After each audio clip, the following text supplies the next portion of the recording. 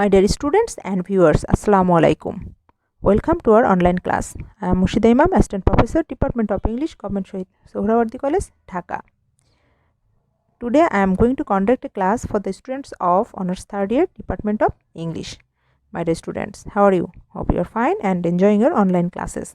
My dear students, you know we are reading the poem The Scholar Gipsy by Matthew Arnold. And you know, The Scholar Gipsy, that is a representative poem of Arnold.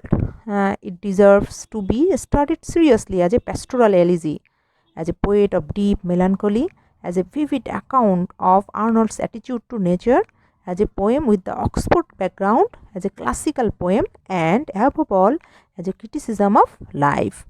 My dear students, you know, we have completed the first 3 stanzas of the poem, The Scholar Gipsy by Matthew Arnold, and today we will start from the 4th stanza of the poem, The Scholar Gipsy.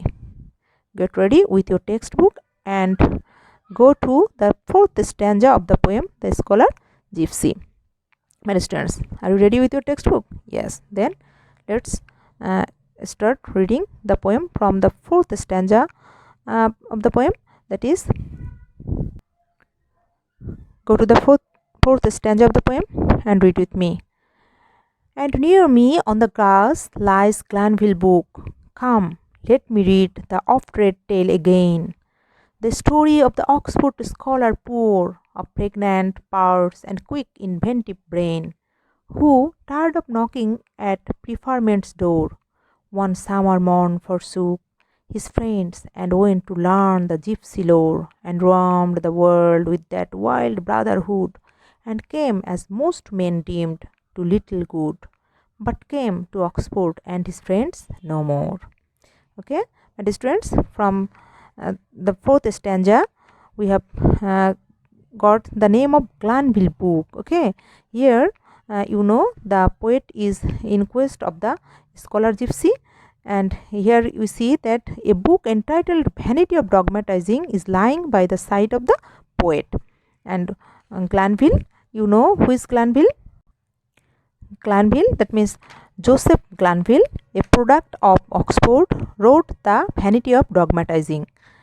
And Glanville's book appeared in 1661. A student of Exeter and Lincoln colleges, Glanville advocated the quest for truths, which the so-called modern men summarily dismissed as mysterious, unbelievable. And here we find the name of Glanville, that a book entitled Vanity of Dogmatizing. Glanville wrote the book, that is Vanity of Dogmatizing, and this book is lying by the side of the poet. And there is the story of the scholar gypsy in that book, which the poet read with interest. He likes to read the story again, which deals with a scholar at Oxford who had talents and creative imagination, but unable to find any scope, left his Oxford friends one summer morning. He kept the company of the gypsies and sought to learn from them the art of thought reading, known technically as hypnotism. Okay, that is thought reading, that means hypnotism. The scholar gypsy wanted to learn the art of hypnotism from the gypsies. Okay, and as people found him in the company of the wild brotherhood, they jumped to the conclusion that with all his abilities he had spoiled his career. Whatever might be the strictures, he did not return to his friends and the university. That's all about the 4th stanza of the poem. Now we will read the 5th stanza, that is from line 41 to 50.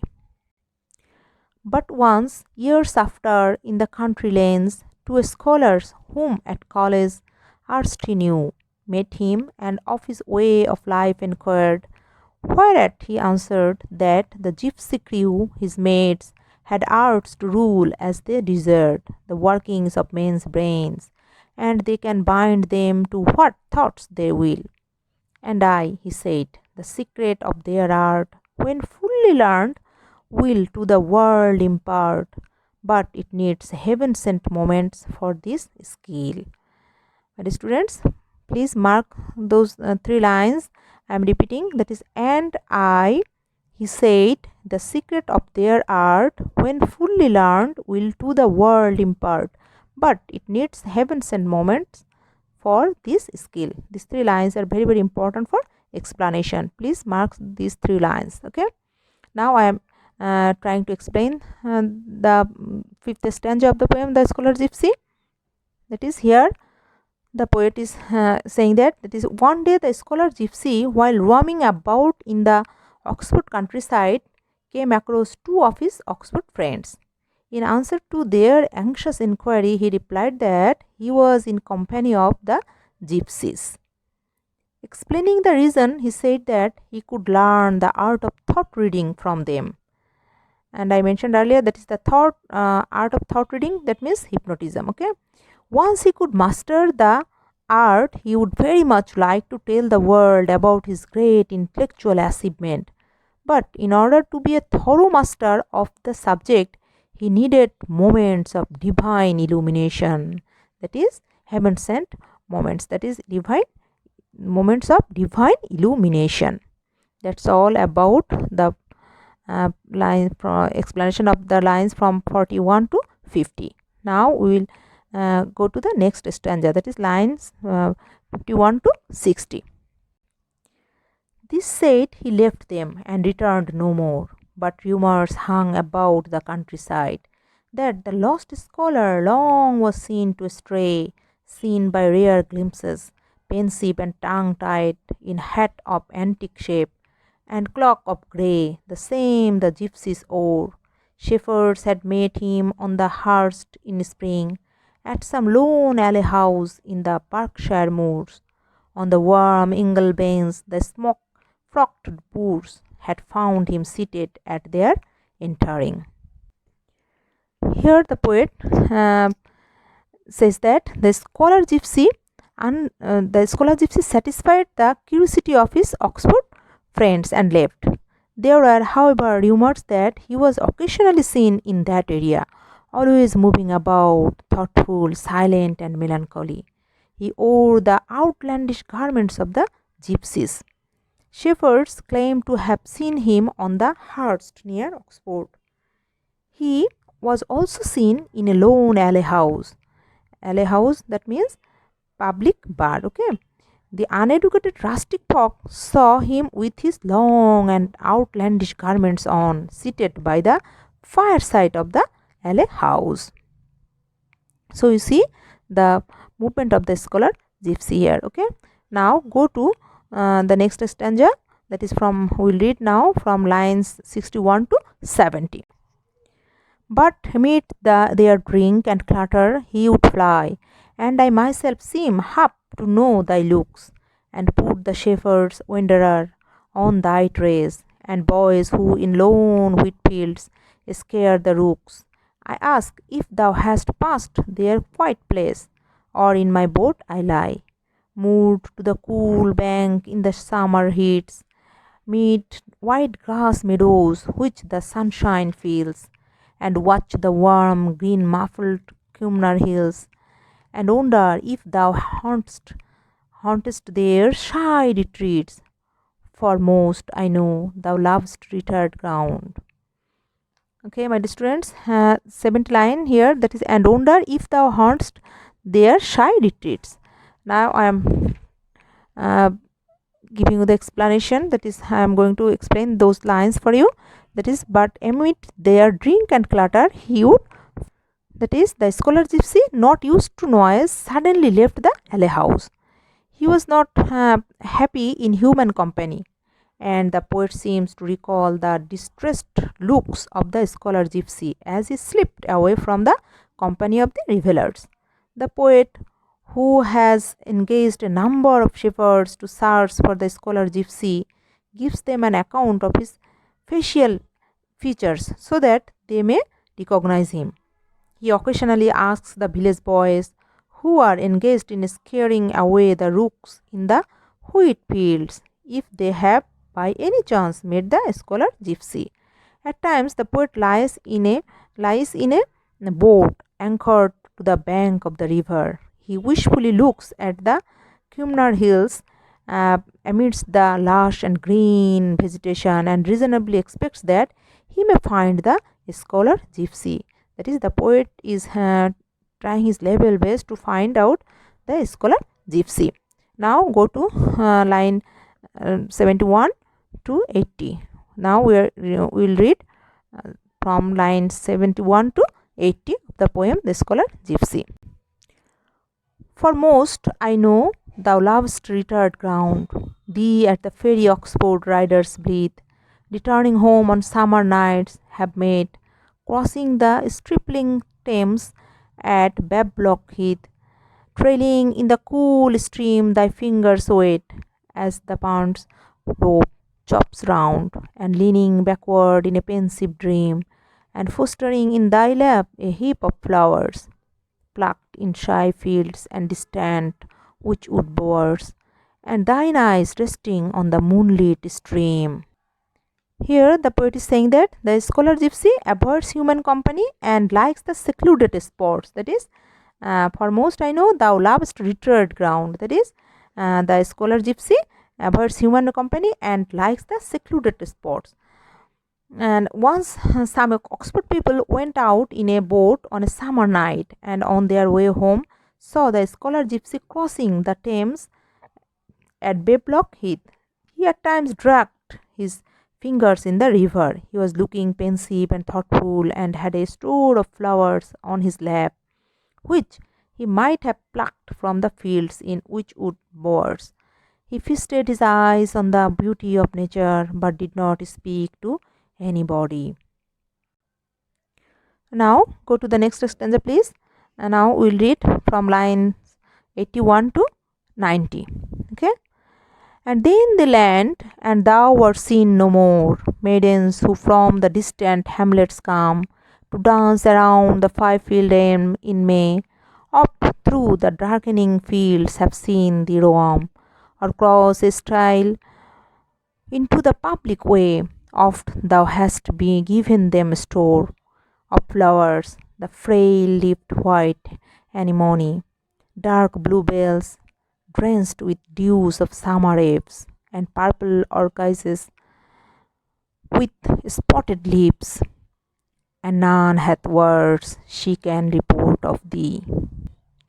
Here we see the riders of Oxford crossed the river, but were astonished to find that the scholar Gipsy had been spirited away.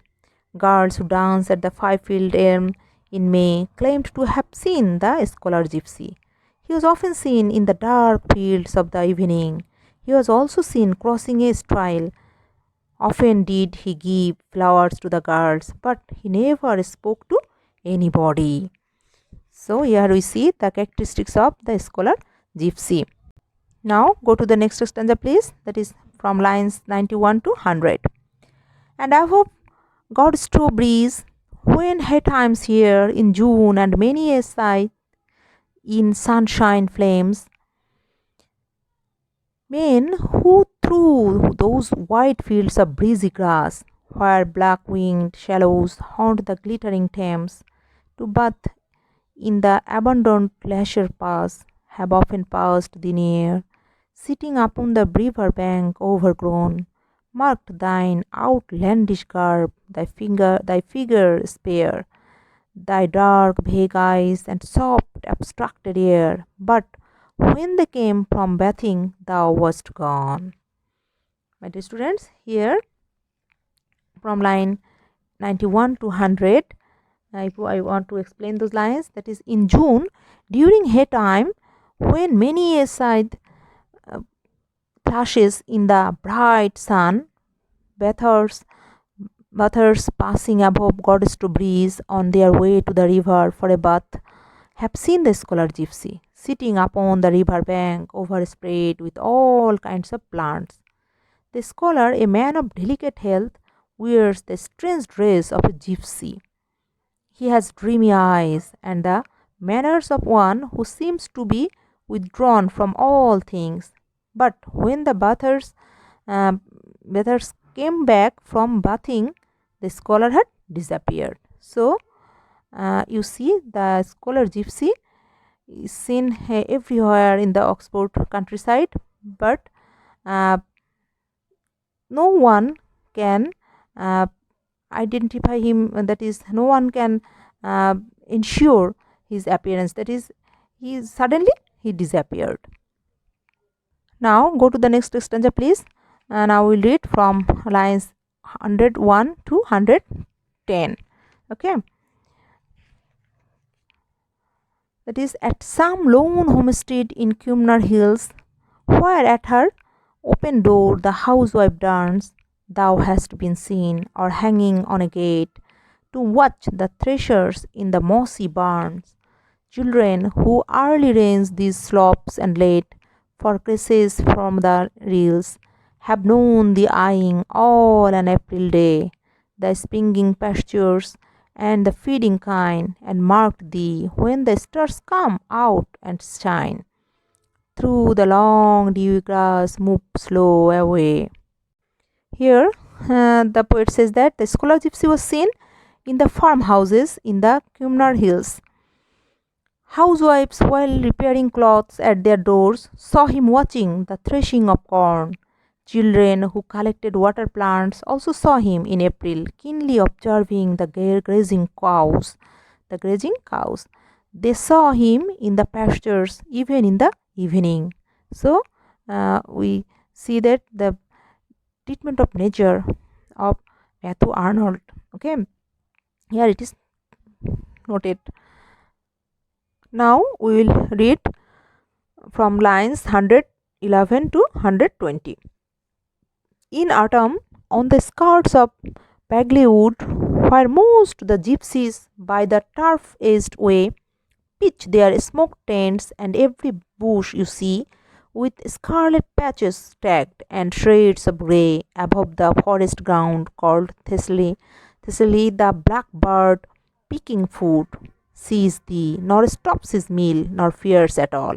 So often has he known thee past him stray, wrapped, twirling in thy hand a withered spray, and waiting for the spark from heaven to fall. So in those lines we see that in autumn the scholar gypsy was seen near the Bagley Wood, usually frequented by the gypsies pitching their smoky tents. The gypsies spread their ragged cloths on the trees and plants for drying them. Their multicolored cloths looked bright. Since the scholar gypsy was a part of nature, the blackbirds flying around to get their crumbs of food were not frightened at his presence. The scholar gypsy sometimes moved about with a withered twig. Whatever he was doing, he was all the while waiting for divine illumination. Okay, and now go to the next stanza. That is, now we will read from lines 121 to 130. And once in winter on the causeway chill, where home through flooded fields foot travellers go, have I not passed thee on the wooden bridge, wrapped in thy cloak and battling with the snow? Thy face towered Hinksy and its wintry ridge, and thou hast climbed the hill and gained the white brow of Cumnor range, turned once to watch while thick the snowflakes fall, the line of festal light in Christ Church Hall, and then sought thy straw in some sequestered grange. Now I will explain those lines for you. That is from line 121 to 130. That is, here you see the poet seems to have seen the scholar gypsy on the causeway in the winter. While on a wooden bridge, the scholar gypsy wrapped himself with his old cloak and battled against the snow to negotiate his journey to Hinksy. Okay. He climbed the top of the hill and looked at the Christ Church Hall, looking luminous on a festive occasion. Afterwards, he made his straw bed and returned to an isolated granary. Now, go to the next stanza, please. That is line 131 to 140. But what I dream, 200 years are flown, since Fast the story ran through Oxford halls, and the grave Glanville did the tale inscribe. And thou wert wandered from the studious walls to learn strange arts and join a gypsy tribe. And thou from earth art gone long since, and in some quiet churchyard laid, some country nook, whereover thy unknown grave, tall grasses and white flowering nettles wave, under a dark red fruited yew tree's shade. In this stanza, we see that the poet is suddenly disillusioned. He thinks that he must have dreamed about the scholar Gipsy, who died 200 years ago. There was a rumor that the scholar Gipsy, a student of Oxford, left the university. Glanville wrote about him in his Vanity of Dogmatizing. It is impossible for a man to live so long. The scholar Gipsy must have died years ago and been buried in a secluded country churchyard, where his grave must have been overgrown with tall grasses and wild flowers. Now go to the next stanza, please. That is line 141 to 150. No, no, thou hast not failed the lapse of hours. For what wears out the life of mortal men? It is that from change to change their being rolls. It is that repeated shocks again exhaust the energy of strongest souls and numb the elastic powers, till having used our nerves with bliss and tin, and tired upon 1,000 schemes our wit, to the just pausing genius we remit our own out life and are what we have been. So here, my dear students, you see that the scholar Gipsy may not be living flesh and blood, but as a dream figure, as an idealist, he knows no death. Contrasting the scholar Gipsy with the typical Victorians, Arnold says that his contemporaries are essentially materialistic. They have no fixed ideal to pursue. They are engaged in various experiments and have not the patience to stick to anything. They fail in their experiments and feel weak and miserable as a result of a series of shocks. They lose their vitality and elasticity of spirit. They feel that they have frittered away their time and energy in idle and useless pursuits. We surrender ourselves to the guardian angel who pauses and wonders what he should bestow on us at the time of death. So, my dear students, now go to the next stanza, please. That is from lines 151 to 60. Now we will read lines from 151 to 60. Thou hast not lived, why shouldest thou perish so? Thou hadst one aim, one business, one desire. My dear students, please mark those two lines, please. Those two lines are very important for explanation and also for quotation. Okay. That is, thou hast not lived, why shouldst thou perish so? Thou hadst one aim, one business, one desire. These two lines, mark those two lines, please. Else wert thou long since numbered with the dead, else hadst thou spent, like other men, thy fire. The generations of thy peers are fled, and we ourselves shall go, but thou possessest an immortal lot, and we must in thee except from age, and living as thou livest on Glanville's page, because thou hadst what we, alas, have not. Now I am explaining those lines for you. It is here the poet says that our life has been a prolonged exercise in futility. The scholar Gipsy, on the other hand, lived a far more fruitful and useful life. He had one aim, one business, one desire, which was a spiritual quest. Okay, which was a spiritual quest. He is therefore immortal, and for this the scholar Gipsy is immortal. Had he lived like the Victorians, he would have died long ago. The scholar Gipsy did not waste his powers and energy in idle experiments. The Victorians are destined to die physically as well as spiritually. The scholar Gipsy, on the other hand, was not born to die. He is not subject to death and decay. old age cannot wither him. He remains as fresh and powerful as ever. It is all because of his steadfastness in his ideal. Okay, so my dear students, this stanza is very important. Mark this stanza please, and especially the first two lines of this stanza I mentioned earlier. That is, and these two lines are very important for explanation and also for quotation. Okay, now go to the next stanza please, and we'll read sentence that is lines from lines 161 to 170. And my dear students, after completing this stanza, we will stop our class today's class. We will stop here. Okay, now go to lines 161 to 170.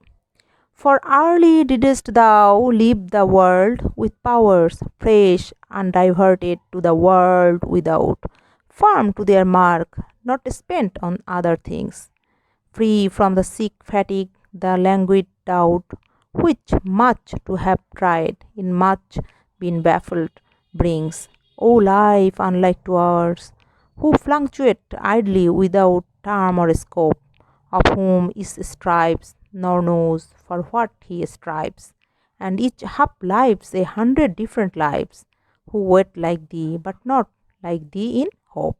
My dear students, this the last 5 lines of this stanza are very important for explanation. Mark those 5 lines please. That is, O life unlike to ours, who fluctuate idly without term or scope, of whom each strives, nor knows for what he strives, and each half lives 100 different lives, who wait like thee, but not like thee in hope. Okay, these 5 lines are important for explanation. Okay, now I am explaining those lines, that is from line 161 to 170. Here the scholar Gipsy, you see that the scholar Gipsy left the world in his youth, when his powers and idealism were not affected. He turned his back upon materialism and skepticism. He did not waste his powers and energy in idle occupations like the Victorians. Okay, and while the Victorians were caught in the mesh of fatigue and languid doubt, the scholar Gipsy had a share in mind, holy mind. Okay, share in mind. While the Victorians suffered from all kinds of distractions, despair, and frustration, the scholar Gipsy was always cheerful and gay. While the Victorians ran after diverse objects, the scholar Gipsy never deviated from his one aim. Okay, and what was his one aim, my dear students? Yes, that is spiritual quest. Now, you see that the scholar Gipsy had integrity of purpose and a steady vision. The Victorians also waited for the divine spark, but they lacked the vision and the faith of the scholar Gipsy. That is why the Victorians were always feeling diffident about the success of their quest. Okay, now my dear students, that's all about today. In our next class we will start reading from the lines, that is 171. Okay, mark and now we want to stop our class today, that is no more today. My dear students, please read the text yourself at home and try to write down a critical appreciation on the poem The Scholar Gipsy. Okay, my dear students, your homework is those lines we have marked while reading. That is, I want to repeat those lines once again for you. I want to repeat the lines, that is from the lines 41 to 50. That is, and he said, the secret of their art, when fully learned, will to the world impart, but it needs heaven sent moments for this skill. We will write down the explanation of those 3 lines, and from line 151 and 152, that is, thou hast not lived, why shouldest thou perish so? Thou hadst one aim, one business, one desire. These 2 lines, explanation of these 2 lines. And again from 165 to 70, that is, O life unlike to ours, from these lines to who wait like thee but not like thee in hope. These 5 lines. Okay, my dear students, so 3 explanations. Okay, it's your homework, and you will try to write down a critical appreciation of the poem The Scholar Gipsy. So my dear students, no more today. See you again in our next class, inshallah. Till then, goodbye. Allah Hafiz.